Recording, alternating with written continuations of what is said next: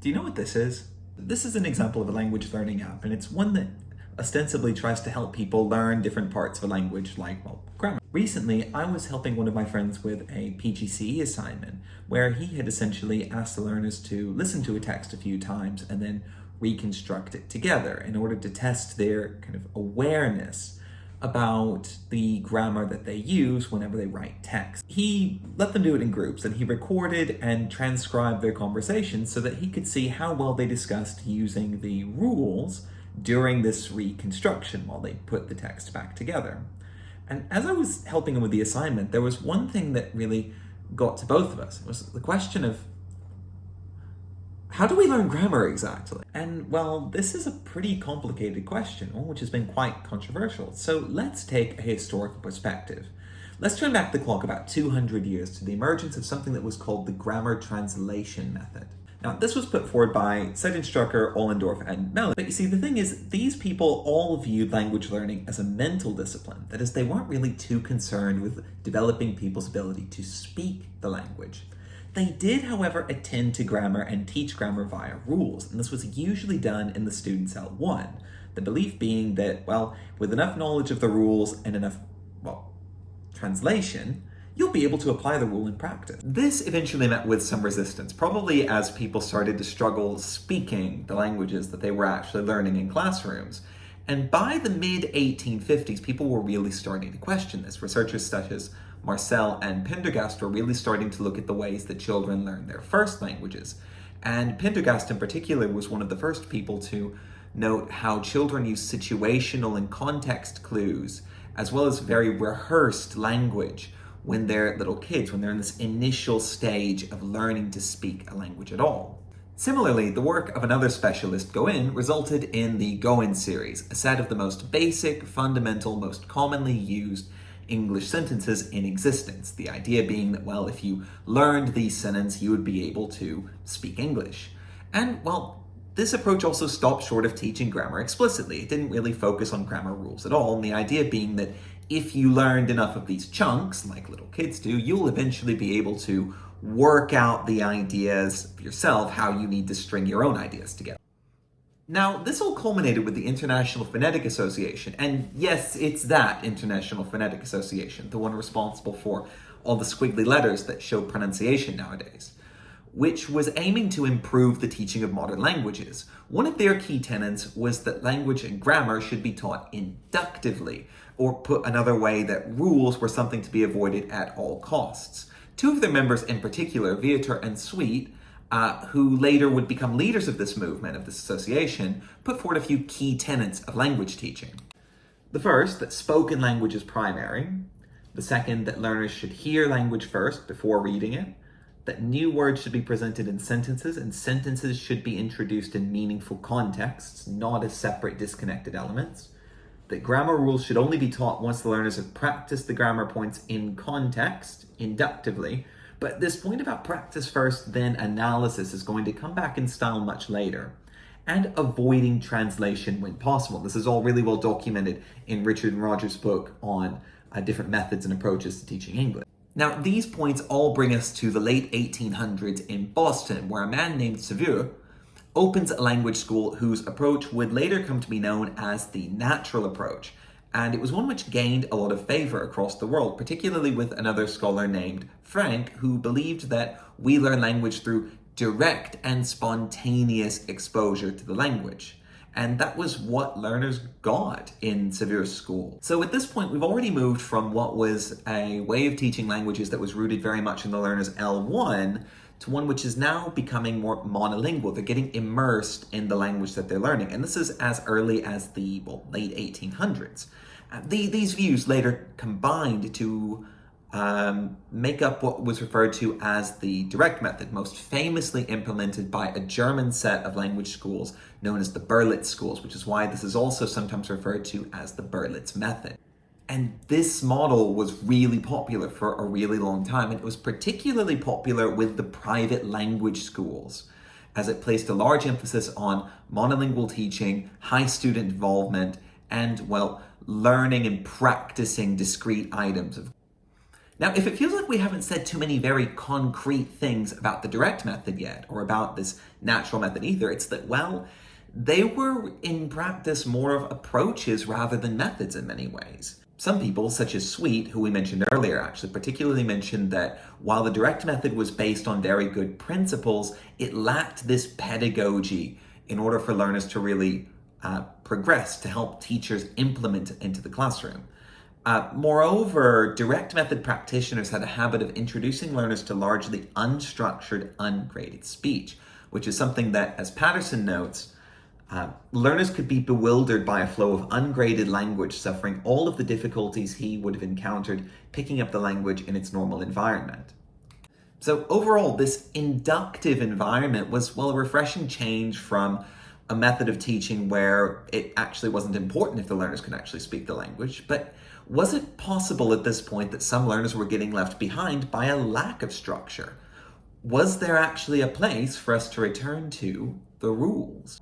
So these were the problems that were being dealt with at the beginning of the 20th century, as researchers such as Palmer, who was from the UK but was living in Japan at the time, started investigating how to organize and systematize grammar. But rather than looking at the abstract classifications used in the grammar translation era, he was looking at what sentence patterns could be used and which ones might help learners to build their own sentences. This eventually led to the creation of the oral and situational approaches in the early mid-20th century, which, in a change from earlier approaches, argued that while all language should be presented in context, something which had been argued by practitioners of the direct method half a century prior, language could be graded and organized to form a more coherent syllabus.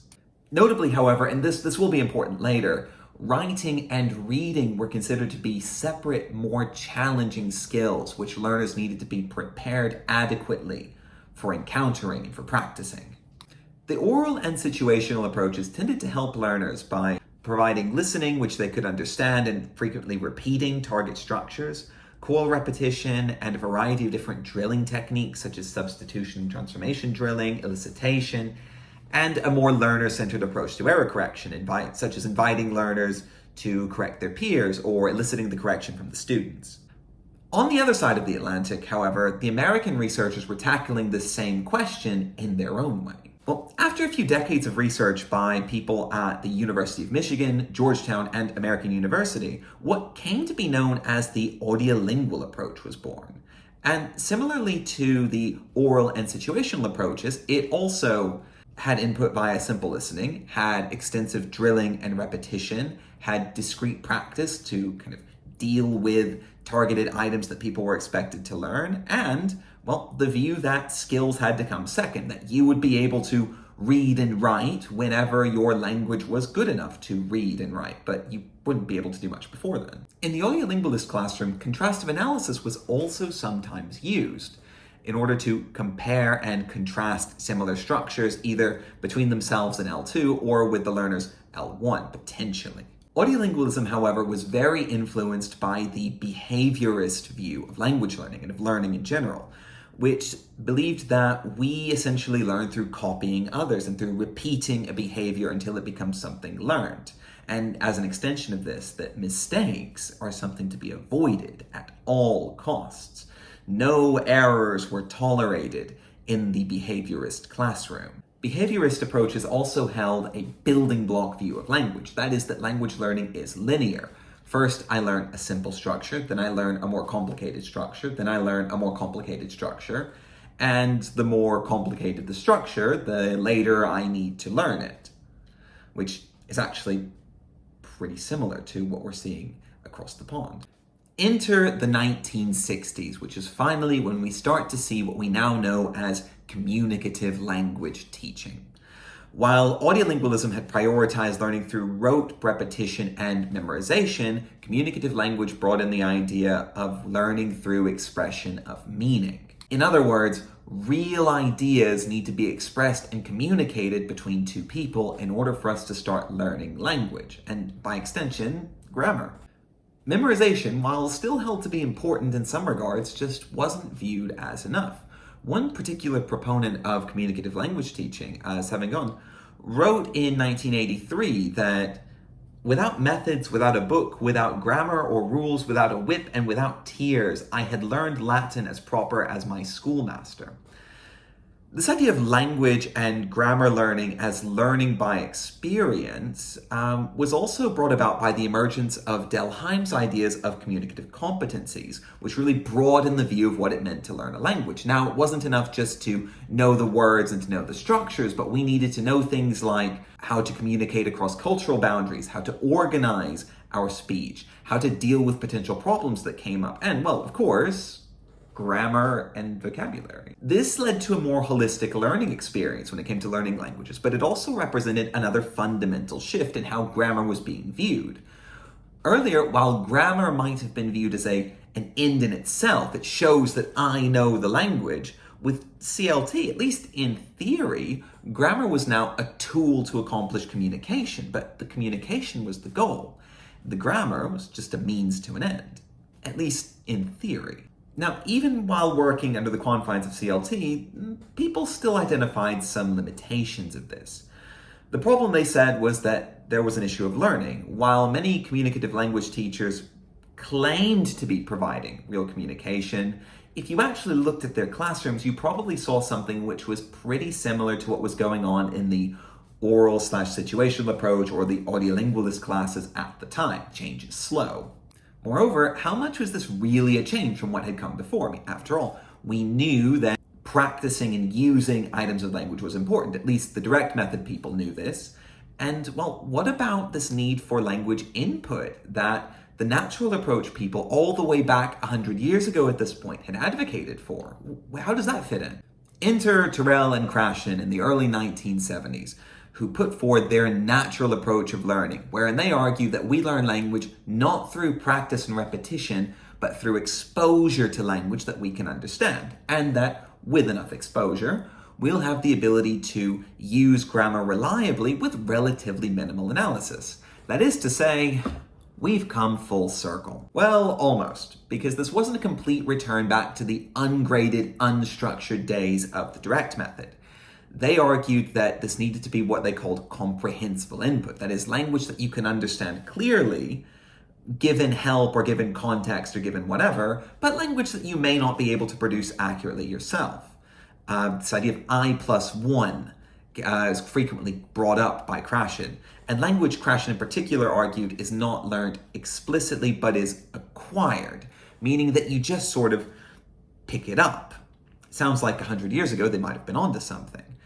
The mid-18th century had come back, just with some new clothes.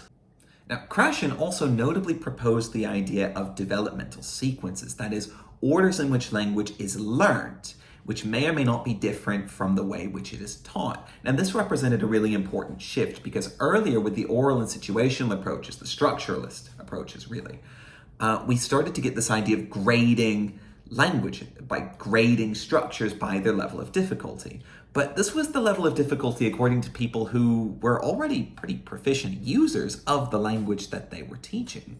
Krashen's focused on the level of difficulty for the learner to acquire it, which meant that even some language structures which seemed pretty easy could actually be quite difficult. Moreover, the implication was that grammar will be naturally picked up in the suggested order with enough input, especially if the input can be understood. Now, Krashen and Terrell also flipped some of the earlier tenets of language learning on their heads. For example, reading and listening, and in particular reading, were no longer viewed as a skill that needed to be worked up to, but rather they were considered to be a vehicle for language learning. And these ideas would be later added onto by people like Schmidt, who argued that text could be augmented or in some way the noticing of new structures could be facilitated by the teacher, and this would help learners learn the language. That is, it wasn't enough for them to only be exposed to it, but they had to notice and see the structure that was there in order to pick it up. Great, so now we know that input is important, but how exactly do we make input comprehensible? What kind of comprehensible input is the best for learning? Well, one person, Michael Long, tried to answer this question with his interaction hypothesis, where he argues in favor of teaching approaches that place a high priority on communication and the expression of meaning in the classroom. He argued, namely, that in meaningful interaction, that is, interaction where learners need to collaborate or have a goal which they need to communicate real information in order to accomplish, comprehensible input is naturally provided because the learners will naturally make efforts to be comprehensible and to be understandable to each other. And it's in these periods of restructuring and reformulating language that learners' attention can be drawn to the structures that they're learning, and that they can really understand this connection between the language that they use and how it expresses meaning. Similar to this, a researcher named Swain, who was studying students in French immersion programs, noticed that even though the learners spent all of their time immersed in language which they could ostensibly understand, whenever they tried to speak French, they still made a number of grammatical errors, which showed that input clearly wasn't quite enough. She argued that they needed practice speaking and creating output which was comprehensible to others. That is, they didn't just need practice where they needed to do things like manipulate the structures or fill in the gaps, but they needed to do things, activities, tasks, where they needed to express real ideas to other people in a meaningful way, where their accuracy was important to expressing the idea. But while all of this is going on, there's another debate going on in the background. Is it possible for grammar to emerge on its own without instruction? Well, proponents of something called emergent grammar would say yes. Emergent grammar believes that grammar will come about if the conditions for its appearance are right, and that grammar is essentially a function of expressing meaning in the right context. Now, this ultimately has its roots in Chomsky's theory of universal grammar, but it was later picked up by people such as Scott Thornbury in several of his writings on how grammar is learned, arguing that in a language-rich environment, the learning of grammar may not be a blind learning and application of rules, but rather a fine-tuning of language and expressing meaning. Similar to Swain and Long, grammar comes about as a need to make myself clear.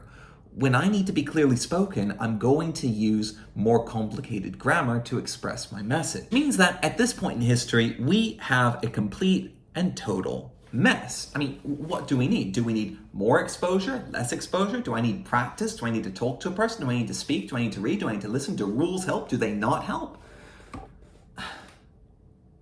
It's more confusing the more you look into it. Well, we've gone over a lot of history at this point, and we've skipped over probably even more than we've covered.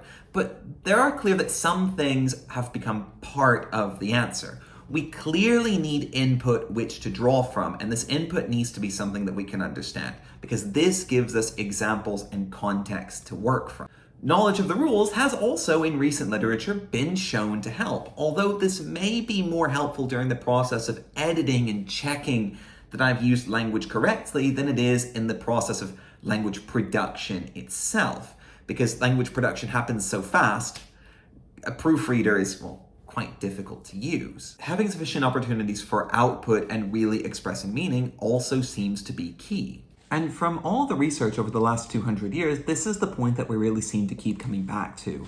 The idea that expressing meaning with the language that I'm learning seems to be one of the most important parts of learning a language, not necessarily filling in gaps or matching halves of sentences, although these can be a useful step towards getting there. Language, at the end of the day, is about communication. Why should grammar be any different?